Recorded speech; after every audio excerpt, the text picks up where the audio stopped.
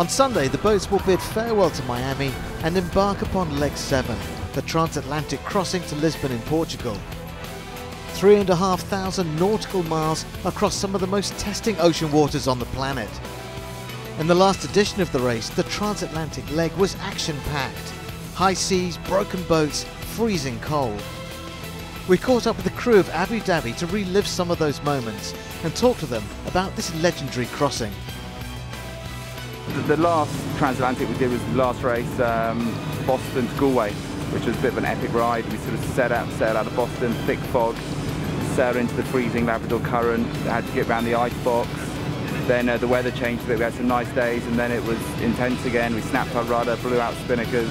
We had a full knockdown with no instruments. We had boats breaking rudders. We had we set some very fast speeds as well in the last race. We were straight into it, sailing upwind and fog. I don't think we could see 10 feet away from the boat for the first 2 or 3 days. So that's always a little unnerving, especially when these things open up and start going at speed. You know, you don't know. It's quite easy to hit something. Yeah, I mean, these boats are always dangerous. You know, it doesn't matter whether you're 100 miles offshore or 1,000 miles offshore.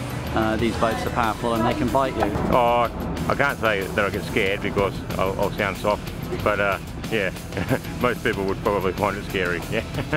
It's foggy, it's very little visibility, cold water, very badly mixed winds, so you know, really not much fun.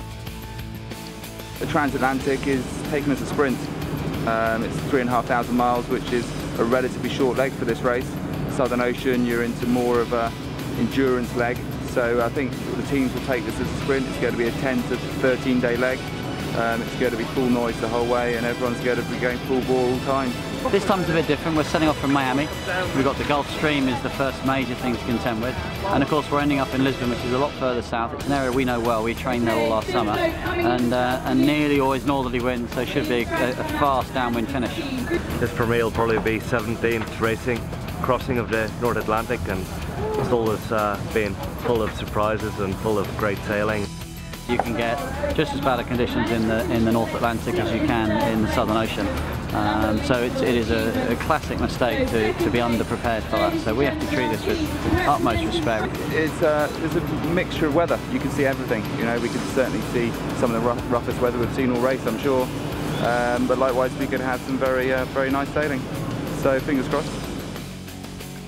Got a Gulf Stream accelerating you along a lot of the time, and you invariably end up quite far north and sailing on some of the nicest waves that oceans have to offer. So great opportunity for these machines to possibly even break a 24-hour record, and yeah, just always been one of my favourite legs of the race.